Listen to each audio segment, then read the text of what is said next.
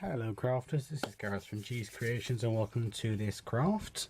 Today we're going to make a breadboard candle stand, home decor, table centerpiece type of thing.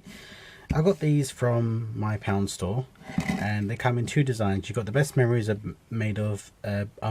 gathered around the table, and then there's another one. I'm not going to use this side, I'm going to use the back. So I just need to take this label off. And I need to take the twine out.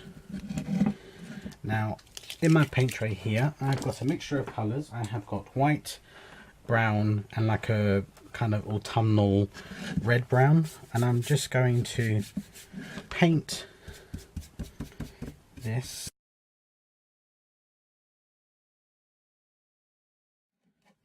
And this paint is burnt umber. And this is some acrylic paint which I got from B&M. So I'm just going to give it a good coat. I'm not going to it's not going to be perfect because I want this to have a distressed, aged kind of feel. And I think if you want perfect, then please feel free to do that. But I don't want the perfect look. So I'm going to dry that with my heat tool. And then using another paintbrush and using the kind of ready autumnal brown, and that's from the pound store also. And these are acrylic paints, these two that I'm using. And I'm going to do the same thing. And then I've got some white ready-made paint, which is the kind of paint you get in the schools. It's not acrylic, it's just water-based cheap paint that you can get in bulk. And again, I'm just going to pushing those out of the way. I am then going to use my nail file and bring my bin over, and what I'm going to do is, using my nail file, I'm going to go over the edges and over the paint job, and I'm going to do it over my bin, so bear with me 2 ticks. Okay, and as you can see, that literally just gives it a rough aged look. Now, on one I made before I decided to bring this to you on camera, I used a jar lid. And I've got, jar lids that I've kept in my stash for future crafts. And you could use a jar lid, or alternatively, you could use a cork coaster.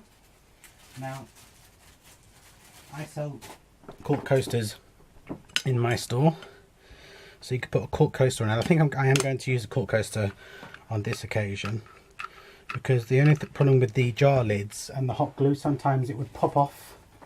So you could use E6000 or super glue if you prefer to do that. And I can see my battery flashing, so bear with the battery, so we're not going to have a partial cutout video.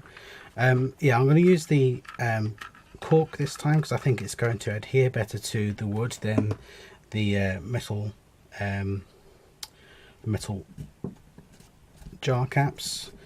Right, now I'm going to dig into my stash and I'm going to use some things from my autumnal stash. Okay, so I've got a few things from my autumn craft drawer. That's where I keep my faux flower, my faux leaves and all that kind of stuff. And I'm going to hot glue these items onto this tray.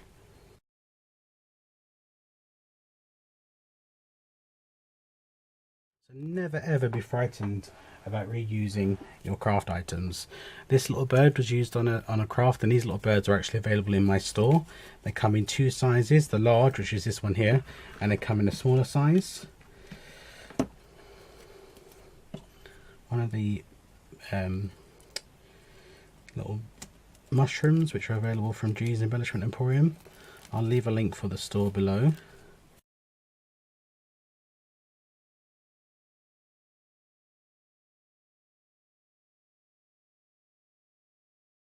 I'm going to go and get the candle and the other one I did. I'm going to reattach this. I'm just going to cut off the portions that are fraying so it's easier for me to put back on.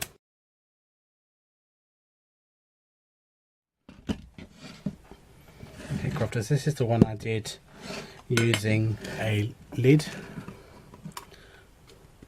It is stuck now, but it did pop off a few times, so it took a while to lay. And I've got a flower on this one, and the bird and the nest. And you just pop your candle in, and you can put these. If you use LED and they're on timer, you can pop these onto a bookcase up high.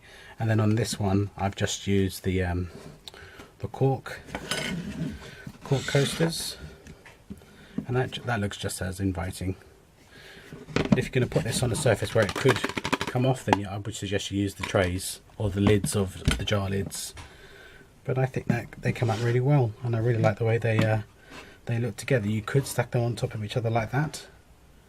I think they turned out really well. You know me, I'm a huge fan of autumn, so the autumn season can't get here soon enough because the humidity during the summer months is extremely painful for myself.